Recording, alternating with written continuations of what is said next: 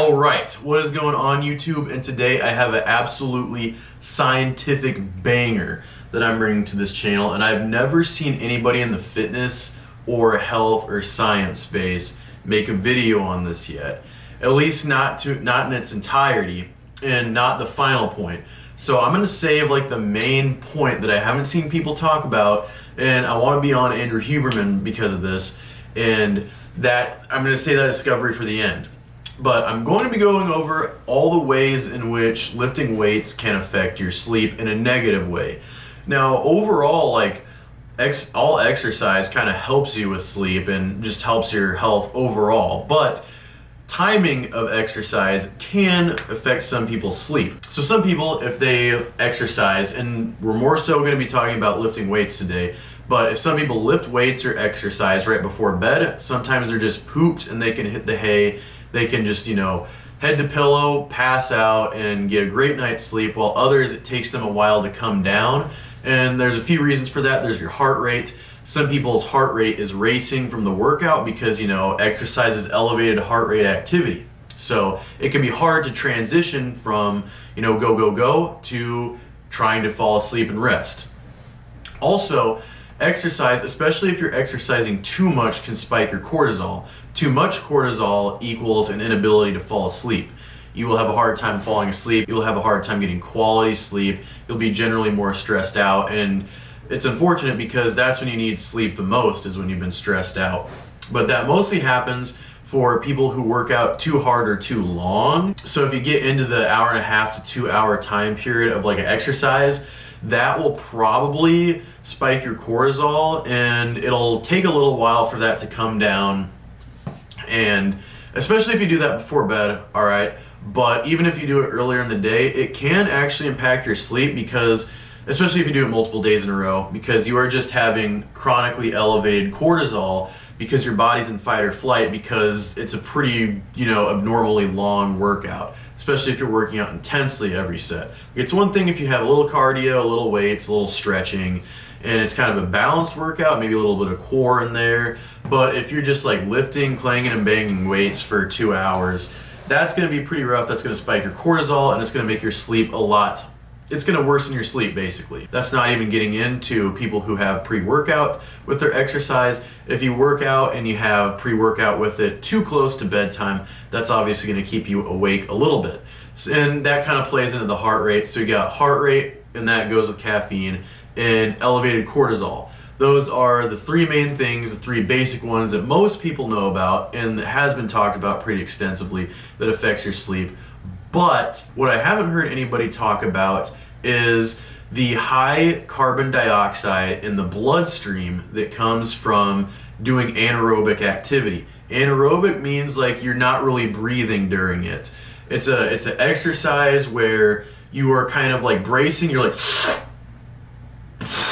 you know what I mean? Like you're kind of not breathing out as much as you're breathing in. Carbon dioxide is a waste product that our body turns oxygen into throughout the whole process of breathing in and then breathing out. You breathe in oxygen, you breathe out carbon dioxide. But if you don't breathe out enough, you get this carbon dioxide stuck inside your bloodstream. And it's probably not going to kill you or anything, but over time, with a lot of anaerobic activity, because you know what I mean, when you're in the gym, like you're not always going to like perfect breath work on all your sets.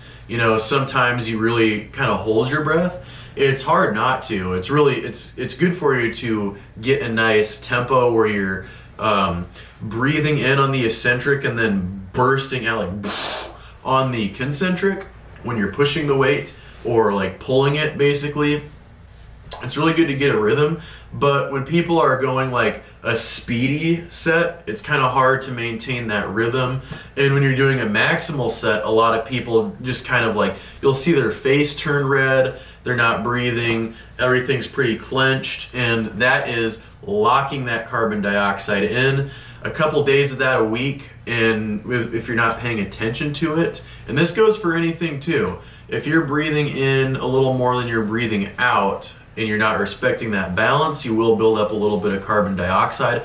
It just would stand to reason that with anaerobic activity and like weightlifting, sprinting, It just happens a little more because when you're in that digging part of the set, you're kind of like not always breathing. You're just kind of like your face puckers up and turns red, and it's just very evident that you're not breathing as much. And this can cause a lot of other damage too. It's not just to your sleep. It can also cause problems with your brain, you know, some dizziness, some fatigue, tiredness. But, you know, the tiredness also comes from the lack of sleep because it can inhibit your sleep.